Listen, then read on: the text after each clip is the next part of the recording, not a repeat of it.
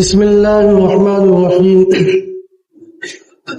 نحمده ونصلي ونسلم على رسوله الكريم أما بعد أعوذ بالله من الشيطان الرجيم بسم الله الرحمن الرحيم وسارعوا إلى مغفرة من ربكم وجنة عرضها السماوات والأرض أعدت للمتقين صدق اللہ العظیم اللہم صل علی سیدنا محمد وعلی آل سیدنا محمد وبارک وسلم۔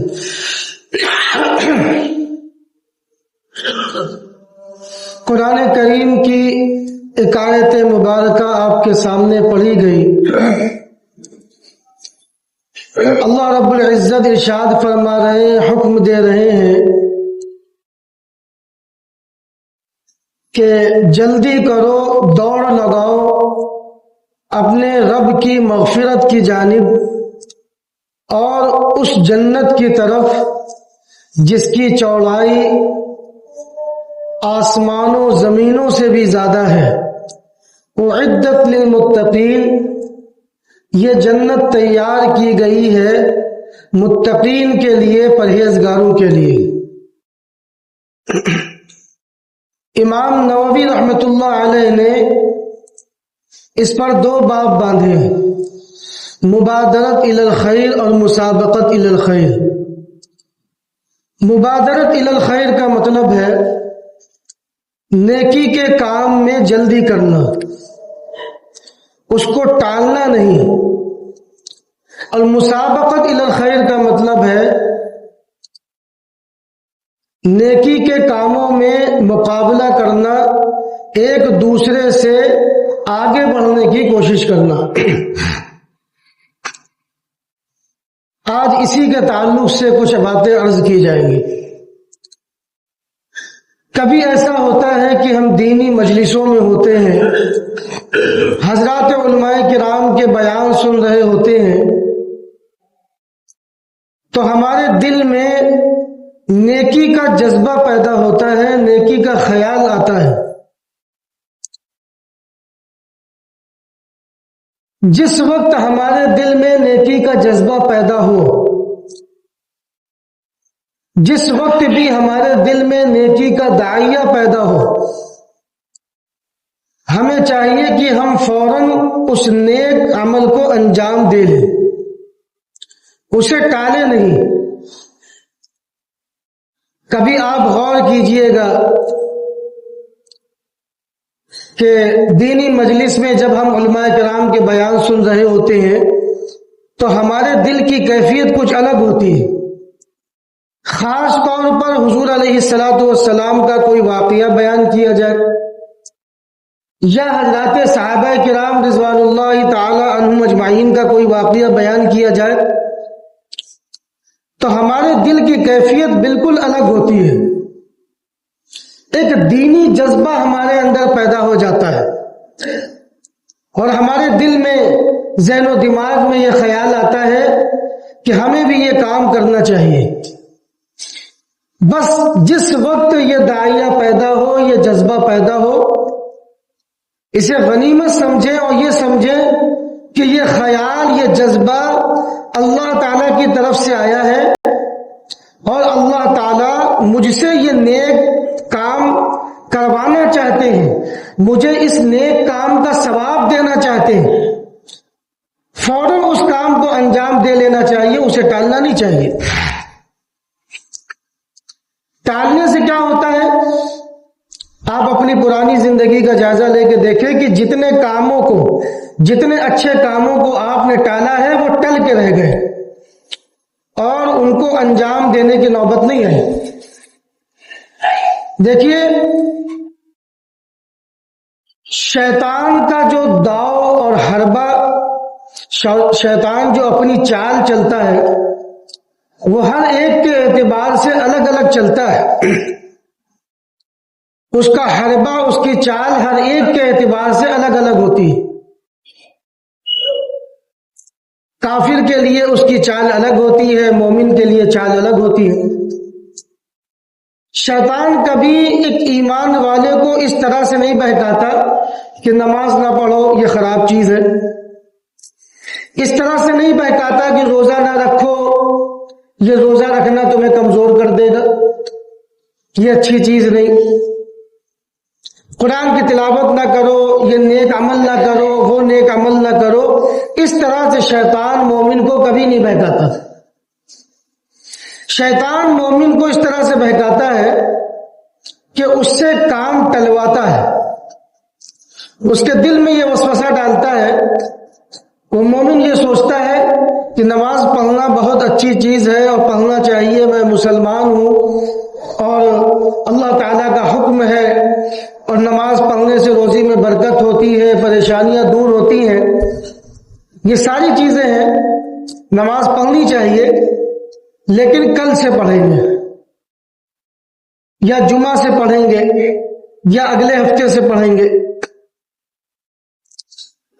بہت سارے خیالات ہمارے دل میں پیدا ہوتے ہیں اچھے اچھے، تو شیطان اس طرح سے ٹلوا دیتا ہے، ہمارے دل میں وسوسہ ڈالتا ہے اور ہمارا دل یہ کہتا ہے کہ یہ چیز اچھی ہے، اسے کرنا چاہیے، یہ عمل اچھا ہے، اسے کرنا چاہیے،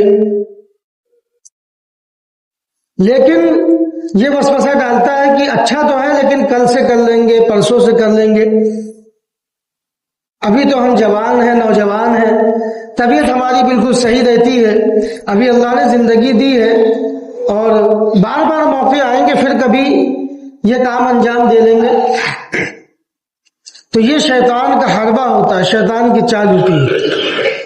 آپ نے جہاں اس کام کو ٹالا، پھر آپ اندازہ لگائیں کہ وہ کام ٹلتا جاتا ہے اور پھر کبھی توفیق نہیں ہو پاتی۔ اللہ والے فرماتے ہیں، حضرات علماء کرام بزرگان دین فرماتے ہیں کہ ہمارے دل میں یہ جو نیکی کا داعیہ پیدا ہوتا ہے، جذبہ پیدا ہوتا ہے، یہ اللہ کی طرف سے ایک مہمان ہوتا ہے، اور اس کی قدر یہ ہے کہ ہم اس پر عمل کر لیں۔ مہمان کی قدر کیا ہے کہ آپ اس کی عزت کریں، اس کا احترام کریں، اس کو محبت دیں۔ جب مہمان کو یہ لگے گا کہ اس نے میری قدر کی ہے اور میرے آنے سے یہ خوش ہوا ہے، اس نے مجھے عزت اور احترام کی نگاہ سے دیکھا ہے، تو وہ مہمان بار بار آپ کے گھر آئے گا۔ اسی طرح یہ نیکی کا خیال آنا، یہ نیکی کا داعیہ پیدا ہونا، یہ اللہ تعالیٰ کی طرف سے مہمان ہے۔ اگر ہم نے اس کی قدر کی، یعنی اس پر عمل کر لیا، تو یہ خیال، یہ جذبہ بار بار پیدا ہوگا اور بار بار ہمیں نیک اعمال انجام دینے کی توفیق ملے گی۔ اور اگر ہم نے اس کو اگنور کر دیا، نظر انداز کر دیا اور اس کو ٹال دیا کہ کل کریں گے، پرسوں کریں گے، تو یہ بات آپ لکھ کر لیتے جائیے کہ جس نیکی کے کام کو آپ نے ٹالا وہ پھر ٹلتا رہتا ہے۔ شاید کہ کوئی کام ہو جائے، اکثر و بیشتر یہ نیکی کے کام پھر ٹلتے رہتے ہیں، پھر یہ مہمان ناراض ہو جاتا ہے، پھر ہمارے دل میں وہ جذبہ، وہ داعیہ پیدا نہیں ہوتا۔ یہ بات میں اس لیے بیان کر رہا ہوں کہ حضرات صحابہ کرام رضوان اللہ تعالی عنہم اجمعین کا بھی واقعہ سنا ہوگا کہ یا رسول اللہ، جب ہم آپ کی مجلس میں ہوتے ہیں، حضرت حنظلہ رضی اللہ تعالیٰ عنہ کا واقعہ، یا رسول اللہ جب ہم آپ کی مجلس میں ہوتے ہیں تو دل کی کیفیت کچھ اور ہوتی ہے، بیوی بچوں کے ساتھ ہوتے ہیں تو دل کی کیفیت کچھ اور ہوتی ہے، ابھی دینی باتیں چل رہی ہیں، دینی بیان ہو رہا ہے، تو ہمارے دل کا جذبہ کچھ اور ہے، دینی کیفیت ہے، اور اس دینی مجلس سے جب ہم اٹھ کے جائیں گے تو ہمارے دل کی کیفیت کچھ اور ہوگی۔ بہت سے لوگ اس بات کو پوچھتے ہیں، سوال کرتے ہیں کہ جس وقت دینی مجالس میں رہتے ہیں تو دل میں جذبہ ہوتا ہے کہ یہ کریں گے، اور باہر نکلتے ہی وہ جذبہ رفع چکر ہو جاتا ہے۔ یہ شیطان کی چال اور حربہ ہے کہ وہ ٹال دیتا ہے. یہ داعیہ، یہ جذبہ اللہ تعالیٰ کی طرف سے مہمان ہے، اس کی قدر کریں. اور جیسے ہی دل میں جذبہ پیدا ہو فوراً اسے انجام دیں. نیکی کا عمل نیکیوں کو کھینچتا ہے. اگر آپ نیکی کریں گے تو اللہ تعالیٰ کی طرف سے دوسری نیکی کی توفیق ملے گی، اور دوسری نیکی کریں گے تو تیسری نیکی کی توفیق ملے گی. کیونکہ ایک نیکی کرنے کے بعد آپ نے اللہ کو راضی کر لیا. جب اللہ راضی ہوتا ہے تو بندے سے وہی کام صادر ہوتے ہیں جن سے اللہ راضی ہوتا ہے، خوش ہوتا ہے. تو نیکی کا عمل نیکی کے اعمال کھینچتا. آپ ایک نیکی کریں گے، آپ دوسری نیکی کی طرف جائیں گے، پھر تیسری کی طرف، پھر چوتھی کی طرف. جہاں آپ نے کئی نیکیاں انجام دے لی تو اللہ تعالیٰ کی طرف سے دل بھی ویسے ہی بن جاتا ہے. پھر نیک اعمال انجام دینے ہی میں جی لگتا ہے، پھر گناہوں سے جی گھبراتا ہے. تو جس طرح نیکی کا عمل نیکی کو کھینچتا ہے، اسی طرح برائی کا عمل برائی کو بھی کھینچتا ہے. آپ نے کوئی گناہ کیا اور اس کو ہلکے میں لیا، توبہ نہیں کی، آپ کو کوئی ندامت نہیں ہوئی، کوئی شرمندگی نہیں ہوئی، آپ نے اللہ رب العزت کے سامنے توبہ نہیں کی، استغفار نہیں کیا، اور وہ گناہ باقی رہا، تو حدیث مبارک میں بھی ہے کہ وہ گناہ جو ہے دل میں کالا دھبا بن جاتا ہے. گناہ ہم کرتے رہتے ہیں اور توبہ کرتے نہیں، وہ دھبا لگتا جاتا ہے، پھر دل سیاہ ہو جاتا ہے، گناہوں کی کالی پرت چڑھ جاتی ہے. اب دل میں نور باقی نہیں رہا تو نیک اعمال میں جی کیسے چاہے گا. تو ہم نے گناہ کیا، اللہ کو ناراض کیا، توبہ بھی نہیں کی، استغفار بھی نہیں کیا، تو اب کام کیسے صادر ہوں گے اللہ کو ناراض کرنے والے. گناہ کے بعد توبہ کر لی تو اللہ خوش ہو گیا، لیکن گناہ کے بعد توبہ نہیں کی اور گناہ کی طرف ہم نے توجہ ہی نہیں کی، یعنی ہم نے اس کو کچھ سمجھا ہی نہیں، تو پھر یہ گناہ دوسرا گناہ کھینچتا ہے، پھر تیسرا، پھر چوتھا، پھر پانچواں. بہرحال جب بھی دل میں نیکی کا جذبہ پیدا ہو، داعیہ پیدا ہو، تو فوراً اس کو کر گزرنا چاہیے. امام نووی رحمۃ اللہ علیہ نے جو دوسرا باب باندھا، مسابقت الی الخیر، کہ نیکی کے کاموں میں ایک دوسرے سے آگے بڑھنے کی کوشش کرنا، یہ اچھی چیز ہے. دنیاوی چیزوں میں آگے بڑھنے کی کوشش کرنا یہ بری چیز ہے، اور حدیث مبارک میں اس سے منع کیا گیا. اور نیکی کے کاموں میں مقابلہ کرنا، اس کا حکم دیا گیا. ہم دنیاوی چیزوں میں مقابلہ کرتے ہیں. ہم نے اپنے دوست کو دیکھا کہ اس کے پاس بڑھیا موبائل ہے تو ہم اس سے اچھا موبائل لانے کی کوشش کرتے ہیں. ہم نے دیکھا کہ میرا دوست یا سامنے والا یا کوئی بھی بہترین کپڑے پہنے ہوئے ہے، مہنگا کپڑا ہے، تو ہم اس سے اور اچھا لانے کی کوشش کرتے ہیں. سامنے والے نے گھر ایسا بنوایا ہے، مجھ سے اچھا بنوانے کی کوشش کرتے ہیں. سامنے والا گاڑی ایسی لایا ہے، مجھ سے اچھی لانے کی کوشش کرتے ہیں.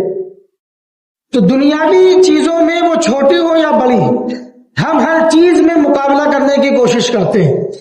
یہاں تک کہ انگوٹھی ہو یا گھڑی ہو یا پیر کا موزہ ہو یا سر کی ٹوپی ہو یا جیب کا رومال ہو، چھوٹی سی چھوٹی چیز اگر ہمارے سامنے والے کے پاس بہترین ہے تو ہم کوشش کرتے ہیں کہ اس سے بہتر ہمارے پاس آ جائے. احادیث مبارکہ میں دنیاوی چیزوں میں مقابلہ کرنے سے منع کیا گیا اور نیکی کے کاموں میں مقابلہ کرنے کی ترغیب دی گئی. حضرات صحابہ کرام رضوان اللہ تعالی عنہم اجمعین دنیاوی چیزوں میں مقابلہ نہیں کرتے، دین کے کاموں میں، نیکی کے کاموں میں مقابلہ کرنے کی کوشش کرتے تھے. غزوہ تبوک کا وہ واقعہ آپ نے سنا ہوگا. یہ غزوہ تبوک، یہ غزوہ بڑا کٹھن غزوہ تھا. حضرات صحابہ کرام رضوان اللہ تعالیٰ عنہم اجمعین سخت گرمی میں صحرا میں تھے، جنگل میں تھے، بھوکے پیاسے، انہیں ایسا محسوس ہوتا تھا کہ آسمان سے آگ کے شعلے برس رہے ہو، ایسا لگتا تھا کہ زمین آگ اگل رہی ہو، نہ سواری، نہ اونٹ، نہ اونٹنیاں، نہ کھانے پینے کی چیزیں، نہ ہتھیار، بالکل خالی، اور حکم ہے، نفیر عام ہے، سب کو چلنا ہے، سب کو نکلنا ہے۔ حضور علیہ الصلوۃ والسلام نے مسجد نبوی میں کھڑے ہو کر اعلان کیا کہ پیسوں کی ضرورت ہے، سامان کی ضرورت ہے، کھانے پینے کی ضرورت ہے، غلے کی ضرورت ہے، سواریوں کی ضرورت ہے، کون چندہ دینا چاہے گا، کون اس میں حصہ لینا چاہے گا؟ جو اس میں چندہ دے گا، حصہ دے گا، میں اس کو جنت کی ضمانت دیتا ہوں۔ حضور علیہ الصلوۃ والسلام کی زبان مبارک سے جب یہ بات سنی کہ جنت کی ضمانت، تو حضرات صحابہ کرام رضوان اللہ تعالی عنہم اجمعین جو کچھ ان سے لاتے بنا وہ لے آئے، ہر کوئی کچھ نہ کچھ لے آیا، کوئی کم کوئی زیادہ۔ حضرت عمر فاروق رضی اللہ تعالی عنہ آدھا سامان لے آئے اور آدھا اپنے گھر والوں کے لیے چھوڑ دیا، اور یہ خیال کیا کہ آج اس نیکی کے کام میں ابو بکر سے آگے بڑھ جاؤں گا۔ حضرت عمر رضی اللہ تعالی عنہ نے کبھی یہ نہیں سوچا کہ میں پیسوں میں حضرت عثمان غنی سے آگے بڑھ جاؤں، یا میں مالداری میں حضرت عبد الرحمن بن عوف رضی اللہ تعالی عنہ سے آگے بڑھ جاؤں، لیکن یہ سوچا کہ نیکی میں ابو بکر سے آگے بڑھ جاؤں۔ حضرت ابو بکر صدیق رضی اللہ تعالی عنہ بھی لے کر آئے۔ حضور علیہ الصلوۃ والسلام نے پوچھا کہ کیا لائے ہو؟ حضرت عمر رضی اللہ تعالی عنہ کہنے لگے یا رسول اللہ آدھا لے آیا ہوں اور آدھا گھر والوں کے لیے چھوڑا ہے اور آدھا لے آیا۔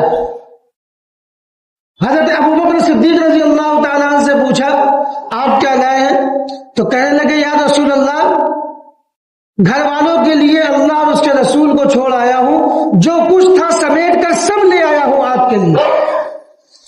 تو حضرت عمر فاروق رضی اللہ تعالیٰ نے اسے موقع پر کہنے لگے، انہیں یہ بات سمجھ میں آ گئی کہ میں نیکی کے معاملے میں، ثواب کے معاملے میں ابو بکر سے آگے نہیں بڑھ سکتا۔ تو حضرت عمر فاروق رضی اللہ تعالیٰ عنہ کے دل میں کبھی یہ خیال نہیں آیا کہ میں مالداری میں حضرت عثمان غنی سے، حضرت عبد الرحمن بن عوف سے آگے بڑھ جاؤں۔ کیوں؟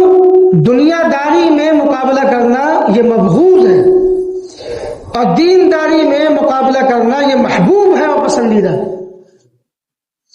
حضرت عمر فاروق رضی اللہ تعالی عنہ نے حضرت ابو بکر صدیق رضی اللہ تعالی عنہ سے ایک بار یوں کہا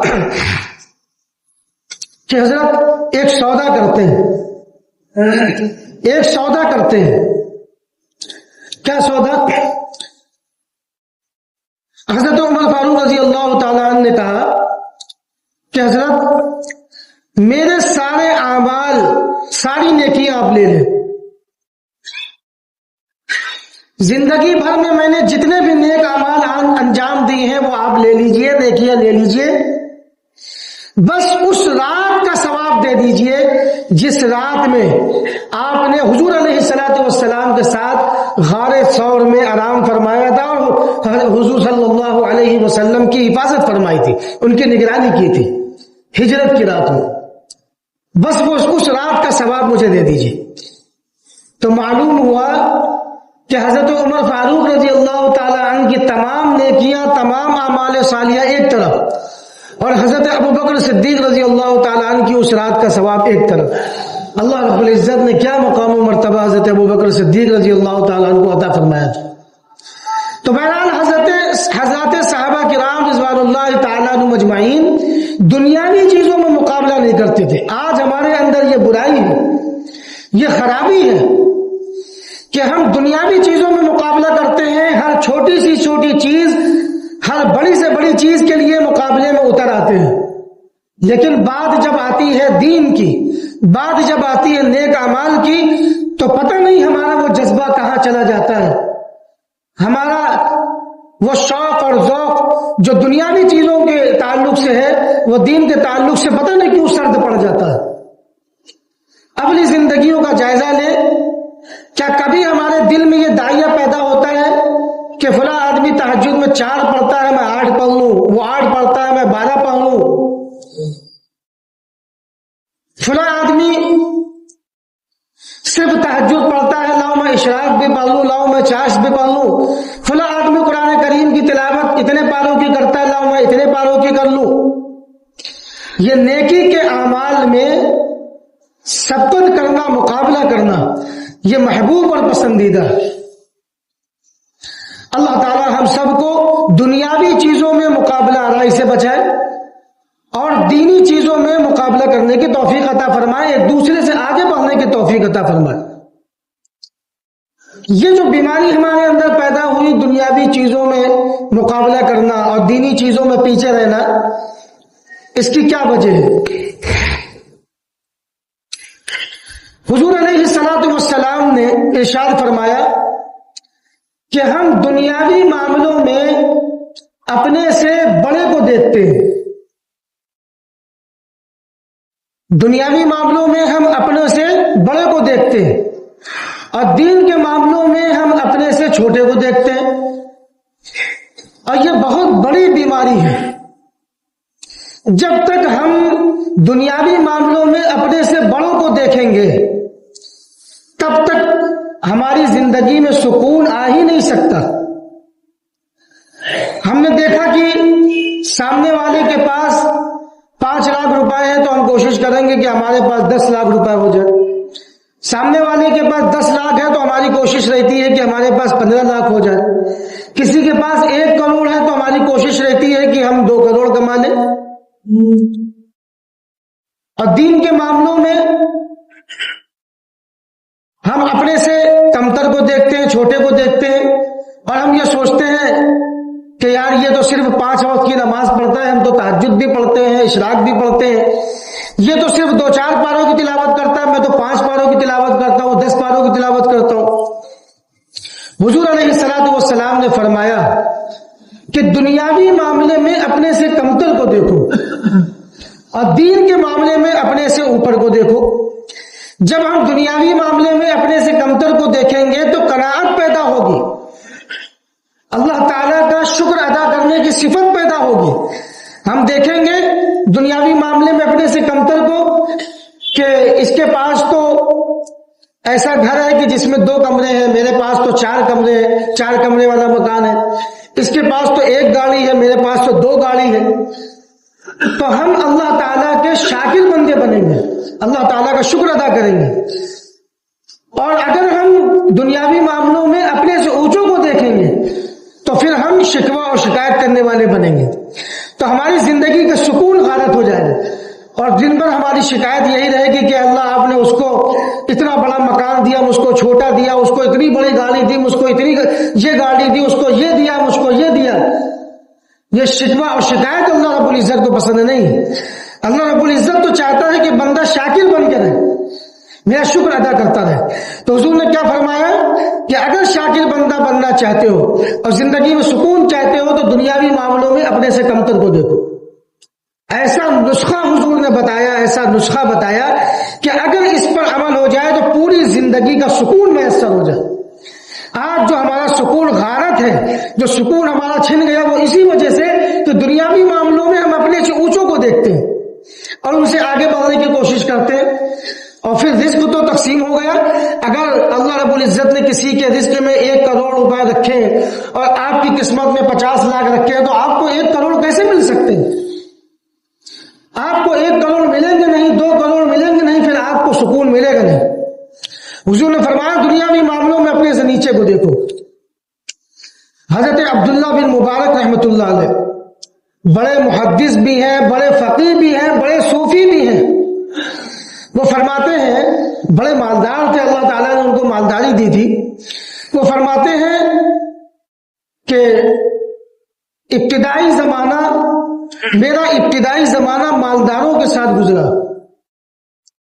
اور بڑے بڑے مالداروں سے میری دوستی تھی, اٹھنا بیٹھنا تھا. وہ فرماتے ہیں کہ اس زندگی میں مجھے کبھی سکون حاصل نہیں ہوا کہ جو بھی میرے مالدار دوست تھے، ساتھی تھے، سب مجھ سے مالداری میں بڑے تھے، وہ خود بھی بڑے مالدار تھے لیکن ان کے ساتھی اور بڑے مالدار، وہ کہتے ہیں کہ میرا سکون غارت ہو گیا، میری زندگی تباہ ہو گئی، میں ہر وقت ٹینشن میں رہتا تھا کہ کیسے میں اس سے آگے بڑھ جاؤں۔ لیکن جب میں نے دنیاوی معاملوں میں اپنے سے چھوٹوں کی صحبت اختیار کی تو اللہ تعالیٰ نے مجھے شاکر بنایا، اللہ تعالیٰ نے مجھے شاکر بندہ بنایا۔ اور شاکر بندہ قرآن پاک میں اللہ رب العزت نے ارشاد فرمایا لئن شکرتم لازیدنکم، اگر تم شکر گزار بنو گے تو میں تمہیں اور زیادہ عطا کروں گا۔ جو بندہ شاکر بنتا ہے وہ مالدار بھی ہو جاتا ہے۔ جو بندہ اللہ کا شکر ادا کرتا ہے کہ اے اللہ آپ نے اسے بڑا مکان دیا، مجھے چھوٹا دیا، لیکن مجھے کوئی شکایت نہیں۔ بہت سے ایسے ہیں جن کے پاس مکان بھی نہیں ہے، جو سڑکوں پہ سو رہے ہیں۔ اے اللہ آپ نے مجھے بائک دی، اس کو 4 پہیے والی دی، لیکن اے اللہ میں اس پر شکر ادا کرتا ہوں کہ بہت سے ایسے ہیں کہ جن کے پاس صرف سائیکل ہے، بہت سے ایسے ہیں جن کے پاس وہ بھی نہیں۔ تو بندہ جب شکر گزار بنتا ہے تو اللہ تعالیٰ کی طرف سے مالداری اور آتی ہے، لئن شکرتم لازیدنکم۔ تو حضرت عبداللہ بن مبارک رحمۃ اللہ علیہ فرماتے ہیں کہ جب میں مالداروں کے ساتھ اٹھتا بیٹھتا تھا تو میری زندگی کا سکون غارت ہو گیا تھا، لیکن جب میں نے دنیاوی معاملوں میں اپنے سے کمتر کی صحبت اختیار کی تو اللہ تعالیٰ نے مجھے سکون عطا فرمایا۔ قناعت بہت بڑی چیز ہے۔ حضور علیہ السلام نے قناعت اختیار کرنے کا حکم دیا کہ قانع بنو، قناعت اختیار کرو۔ قناعت کا مطلب یہ ہوتا ہے کہ اللہ رب العزت کی طرف سے جو مل جائے اس پر راضی ہو جاؤ اور خوش ہو جاؤ۔ 100 روپے آپ نے دن میں کما لیے، اس پر خوش ہو جاؤ کہ اللہ آپ کا شکر ہے کہ آپ نے 100 روپے دلوا دی، اور 1000 روپے بھی مل جائے تو اس پر بھی خوش ہو جاؤ۔ اگر آپ قانع نہیں بنیں گے، آپ کے اندر صفت قناعت نہیں ہوگی تو آپ کو دن بھر میں 1,00,000 روپے بھی مل جائیں گے تب بھی آپ کو سکون نہیں ہوگا۔ آپ چاہیں گے، آپ کی کوشش ہوگی کہ اب میں 2,00,000 روپے کمانے لگ جاؤں۔ حضور علیہ السلام کی ایک حدیث مبارک ہے کہ بندے مومن کو اگر سونے کا پورا ایک علاقہ دے دیا جائے، پورا محلہ سونے کا دے دیا جائے، تو وہ اس بات کی کوشش کرے گا اور تمنا کرے گا کہ مجھے 2 محلے سونے کے مل جائیں، پھر کچھ دن کے بعد تمنا کرے گا کہ 3 محلے سونے کے مل جائیں۔ اور ابن آدم کی خواہشات کو اور تمناؤں کو قبر کی مٹی کے علاوہ کوئی چیز بھر نہیں سکتی۔ جب تک انسان زندہ رہے گا اور صفت قناعت کو اختیار نہیں کرے گا، اس کی تمنا یوں ہی باقی رہے گی، یہ بھی مل جائے، وہ بھی مل جائے، وہ بھی مل جائے۔ اللہ تعالی ہم سب کو نیک اعمال انجام دینے کی توفیق عطا فرمائے۔ جیسے ہی ہمارے دل میں جذبہ پیدا ہو فوراً اسے انجام دینے کی توفیق عطا فرمائے اور نیکی کے اعمال میں مقابلہ کرنے کی توفیق عطا فرمائے۔ وآخر دعوانا ان الحمد للہ رب العالمین۔